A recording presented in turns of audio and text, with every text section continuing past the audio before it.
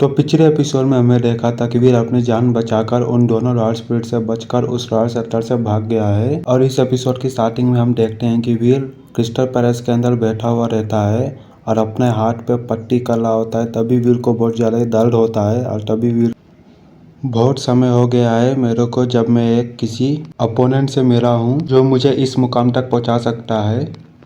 और उन स्पिरिटों ने न केवल मेरे नए एरिस्टोक्रेट स्पिरिट मैसिल्ड को मार डाला बल्कि मेरे गोल्डन पटीरे किंग को और जूनियर गोल्डन शेर को भी बहुत ज्यादा ही घायल कर डाला था। लेकिन कुछ भी हो, वो दोनों ट्विन रॉयल स्पिरिट की ताकत बहुत ज्यादा है। लेकिन मेरा भी उन दोनों रॉयल स्पिरिट से मिलना भी एक उपहार जैसा रखता है, क्योंकि मैं उन दोनों को अपने अंदर कर लूंगा कभी ना कभी।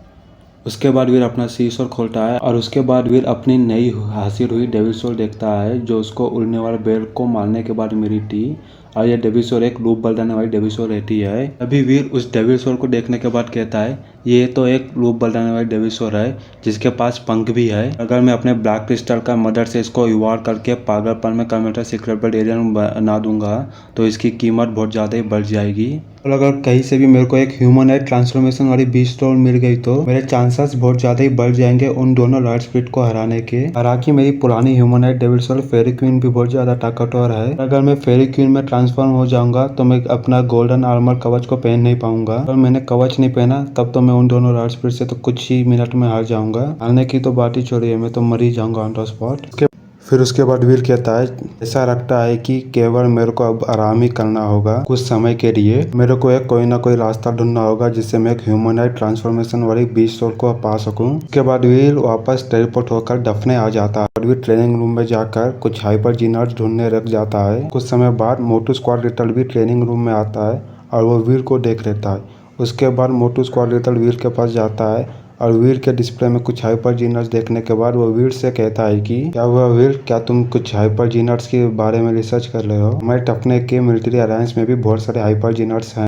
तुम कौन से टाइप की हाइपर जीनर चाहते हो वीर? तो स्क्वाड लीडर वीर से पूछता है। वीर कहता है मैं एक ऐसी हाइपर जीनर चाहता हूँ जिससे मेरी स्पीड बहुत ज्यादा ही बढ़ जाए, जिससे मेरा डिफेंस भी बहुत ज्यादा ही ताकतवर हो जाए। अभी वीर अपने मन ही मन में सोचता है उन दोनों लॉर्ड स्पिरिट की तलवार चलाने की टेक्निक बहुत ज्यादा ही स्ट्रॉन्ग है और जब वो एक दूसरे से मिलकर एक कॉम्बाइन अटैक करते हैं तब उन लोग की ताकत कोई एक इंसान तो उसका काउंटर कभी नहीं कर सकता। और अगर मेरे को एक सेफर साइड पे रहना है तब तो मेरे को एक ऐसी हाइपर जीनर ढूंढनी होगी जिससे मैं उन दोनों के अटैक्स को आसानी से ब्लॉक कर सकूं। उसके बाद वीर बहुत सारे हाइपर जीनर्स का इंट्रोडक्शन पड़ता है। उसके बाद वीर को फाइनली एक ऐसी हाइपर जीनर मिली गई थी जिसे देखकर वीर काफी ज्यादा ही ऑप्टिमिस्ट लग रहा था। उसके बाद मोटू स्क्वाड लिटल भी वीर के पास से चले जाता है, कहता है वीर ठीक है वीर, मैं यहाँ से जाता हूँ अभी।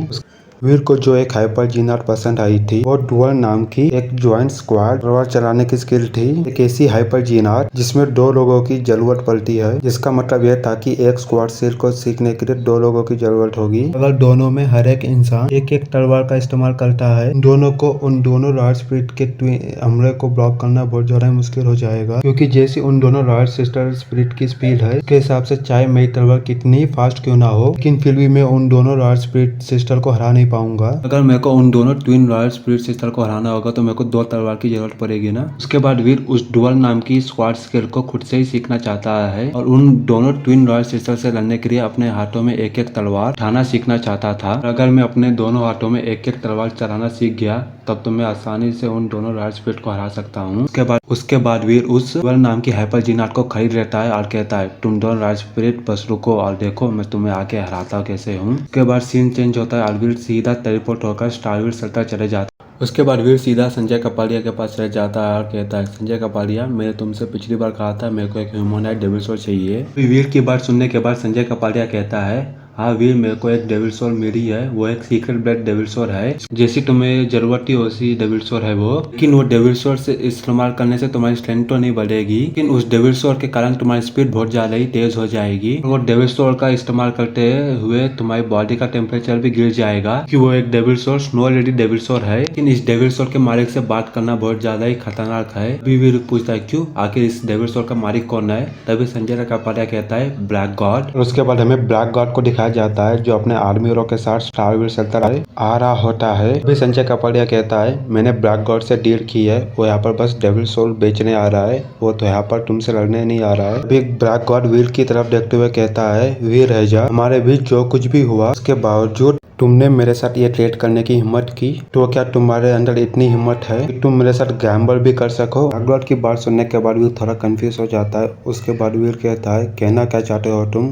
आखिर क्या चाहिए? तुम क्या चाहते हो? फिर ब्लैकबर्ड कहता है, ज्यादा कुछ नहीं, बस तुम्हारे और मेरे बीच में एक लड़ाई होगी और उस लड़ाई में चाहे जो भी जीते, लेकिन अगर जीत चाहे तुम्हारे हो या मेरी, पर जो भी हमारे बीच में नफरत है वो नफरत खत्म हो जाएगी। पर अगर तुम हार गए तो तुम्हारी रूप बदलने वाली सीक्रेट ब्लड डेविल सोल और मेरी ह्यूमनाइट डेविल सोल मेरी हो जाएगी।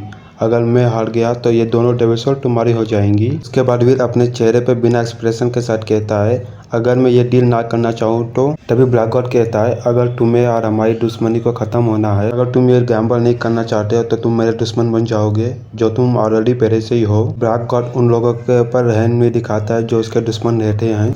और तभी संजय कपाड़िया वीर और ब्लैकबर्ड के बीच में आ जाता है। उसके बाद संजय कपाड़िया ब्लैकबर्ड से कहता है, ब्लैकबर्ड ये मेरा स्टारवीर शेल्टर है, ना कि तुम्हारा ब्लैकबर्ड शेल्टर। मुझे कोई फर्क नहीं पड़ता तुम्हारे और वीर के बीच में कोई सी भी दुश्मनी के बारे में, पर वीर अभी ब्लैकबर्ड शेल्टर में नहीं, वो स्टारवीर शेल्टर में कोई भी वीर को हाथ नहीं लगा सकता है। संजय कपाड़िया की बात सुनने के बाद ब्लैकबर्ड गुस्से में आ जाता है। ब्लैकबर्ड कहता है, तभी ब्लैकबर्ड संजय कपाड़िया से कहता है, लिरी संजय, तुम ऐसे इंसान के लिए मुझे ऑफेंड करना चाहते हो? जानते हो ना मेरी दुश्मनी तुम्हें बहुत ज्यादा ही भारी पड़ सकती है संजय। ब्लैकबर्ड संजय कपाड़िया से कहता है। तभी वीर ब्लैकबर्ड की बात सुनने के बाद कहता है, तभी वीर कहता है, अगर ब्लैकबर्ड मेरे से 1-on-1 रहना चाहता है तो ठीक है, लेकिन मेरी भी एक शर्त है। कहता है, मेरी शर्त ये है कि जब तक हमारे लड़ाई का नतीजा निकल नहीं आता है तब गैम्बल के लिए रखी गई डेविल सोल संजय कपाड़िया के पास ही रहेंगी। संजय कपाड़िया वीर से कहता है, लेकिन वीर तुम ऐसा क्यों? तभी वीर संजय कपाड़िया के बाद बीच में काटते हुए कहता है, इट्स ओके संजय, टेंशन मत लो, अगर कोई आदमी सामने से आकर मेरे को एक डेविल सोल देना चाहता है वो भी फ्री में, फिर मैं कौन होता हूँ मना करने वाला। वीर की बात सुनने के बाद ब्लैकबर्ड कहता है, गुड, बहुत जल्दी डिसाइड कर लिया तुमने। मुझे तो लगता है कि हमारे इस एटीट्यूड के कारण मैं तुम्हें पसंद करने लगा हूँ। उसी समय ब्लैकबर्ड अपने मन ही मन में सोच रहा होता है, बेटा तुम बाद में रहोगे, तुम्हारी 20 सोल भी ले लूंगा और तुम्हारी जान भी ले लूंगा। उसके बाद वीर और ब्लैकबर्ड बैटल एरिना में आ जाते हैं और वीर और ब्लैकबर्ड के बीच में होने वाली मैच की बातें पूरे के पूरे स्टारवीर सर्कल में फैल जाती हैं और सभी लोग वहां पर आ जाते हैं वीर और ब्लैकबर्ड के मैच को देखने के लिए। और उसके बाद हमें वीर और ब्लैकबर्ड को दिखाया जाता है जो अपने अपने डेविल सोल बुला के चुके रहते हैं। तभी एक आदमी ऑडियंस में से कहता है, आखिर तुम यहाँ पर चीयर किसको करने आए हो? ऑफकोर्स मैं वीर लहजा को सपोर्ट करने आया हूँ, क्योंकि वीर लहजा ही बहुत ज़्यादा स्ट्रांग है, क्योंकि वो एक लेजेंड है। अगर वो नहीं होता तो हम लोग जिंदा नहीं रहते और हमारे स्टारवीर शेल्टर अब तक तबाह हो गया होता। तभी वहाँ पर जितने भी ऑडियंस आए रहते हैं सब लोग वीर लहजा चिल्लाने लग जाते हैं, वीर लहजा तुम ये मैच जीत सकते हो क्या कहते हुए। तभी हमें संजय कपाड़िया को दिखाया जाता है जो अपने मन ही मन में सोच रहा होता है, वीर तुमने आखिर ऐसी बड़ी गलती क्यों कर दी? अगर तुम ब्लैकबर्ड के गैम्बल को एक्सेप्ट नहीं करते तब मैं ब्लैकबर्ड से तुम्हें अपने स्टारवीर शेल्टर में बचा देता, पर तुमने अब ब्लैकबर्ड के गैम्बल को एक्सेप्ट कर लिया है और अगर ब्लैकबर्ड तुम्हें इस मैच में मारना चाहता है तो भी मैं तुम्हें बचा नहीं पाऊंगा। उसके बाद हमें ब्लैकबर्ड को दिखाया जाता है जो अपनी डेविल सोल हथियार तलवार को इस्तेमाल कर वीर के ऊपर हमला करने के लिए बढ़ रहा है। इधर हमें वीर को दिखाया जाता है जो अपने घोष पंजे नाखून के डेविल सोल को बुला देता है, ब्लैकबर्ड के अटैक का जवाब देता है। वीर का अटैक देखने के बाद ब्लैकबर्ड की आंखों में बहुत ज्यादा ही हैरानी आ गई थी। ब्लैकबर्ड कहता है, अगर वीर इसी तरह से स्ट्रेसेस करता रहा उसके हथियार से तो मेरा एल्बो कट होने के चांसेस बहुत ज्यादा हो जाएंगे। उसके बाद ब्लैकबर्ड पीछे हट जाता है। ब्लैकबर्ड कहता है, मेरी टोर्नेडो नाइफ स्किल बहुत ज्यादा ही खतरनाक स्किल है, अगर कोई भी इंसान मेरे जितने लेवल पर भी आ गया हो तो भी वो मेरे सेकंड अटैक से अपने आप को बचा नहीं पाएगा। उसके बाद ब्लैकबर्ड फिर से वीर के ऊपर हमला कर देता है और कहता है, बाहर में जाओ। ब्लैकबर्ड ने जैसे ही अपना हथियार आरडी रूल उठाया था तभी उसे ये रियलाइज होता है कि चाह कर भी ऐसा नहीं कर पा रहा जैसा उसने करने की कोशिश। तभी वीर के गोश्त पंजे नाखून ब्लैकबर्ड के हाथ के सामने आ जाते हैं, फिर ब्लैकबर्ड को अपने हमले को वापस लेना पड़ता है। और अगर पहले की तरह ब्लैकबर्ड एक वाइड अटैक के लिए अपनों को ओपन करना चाहता तो उसमें उसकी कमर वीर के नाखूनों के गोश्त पंजे अटैक के लिए सामने आ जाएगी, और इसलिए ब्लैकबर्ड चाह कर भी वो नहीं कर पा रहा था जो उसने प्लान किया था। अभी ब्लैकबर्ड पीछे हटते हुए अपने मन ही मन में सोच रहा होता है, ये तो एक इत्तेफाक हो सकता है। हाँ, ये एक इत्तेफाक हो सकता है क्योंकि आज तक मैंने कोई भी आदमी को नहीं देखा है जो मेरे टोर्नेडो नाइफ की स्किल से बच सके। और उसके बाद वीर और ब्लैकबर्ड एक दूसरे पे हमला करते हैं, पर ब्लैकबर्ड कभी भी वीर के ऊपर हमला नहीं कर पाता है पूरी तरीके से, क्योंकि वीर किसी न किसी तरीके से ब्लैकबर्ड को पीछे हटने में कामयाब कर देता है। तभी संजय कपाड़िया अभी वीर और ब्लैकबर्ड के बीच में मैच देखते हुए शॉक हो जाता।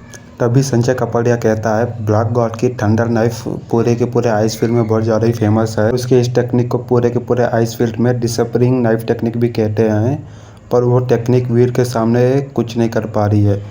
लेकिन वीर ने उस टेक्निक को एक बार ब्लॉक किया तो वो चलो कोइंसिडेंट मान सकते थे, पर वीर ने उस टेक्निक को 2 बार 3 बार 4 बार ब्लॉक कर चुका है अभी तक। मेरे को तो ये कोइंसिडेंट नहीं लगता है अभी। वीर ने तो ब्लैक गॉड के अटैक को रोका नहीं, पर उसके सेकंड अटैक करने का मौका भी नहीं दिया। वीर की स्ट्रेंथ तो बहुत ज़्यादा ही टेरिबल है, संजय कापड़िया कहता है। ब्लैक गॉड भी अपने मन ही मन में सोच रहा होता है, मैंने जितने बार भी वीर के ऊपर हमला करने की कोशिश की उतने बार वीर ने मेरे को मजबूर किया कि मैं अपने हमले को वापस कर लूं। आखिर वीर ऐसा कर कैसे सकता है? और ब्लैक गॉड अपनी जान की परवाह किए बगैर फिर से अपनी तलवार निकालकर वीर के ऊपर हमला करने की कोशिश करता है। लेकिन जैसे ही ब्लैक गॉड वीर के ऊपर हमला करने की कोशिश करता है, उसे रियलाइज होता है कि अगर वो अपने तलवार उठाने वाले हाथों को वापस नहीं रहेगा तो उसका हाथ उसके धड़ से अलग हो जाएगा। ना चाहते हुए ब्लैक गॉड को अपने हाथ को वापस लेना पड़ता है।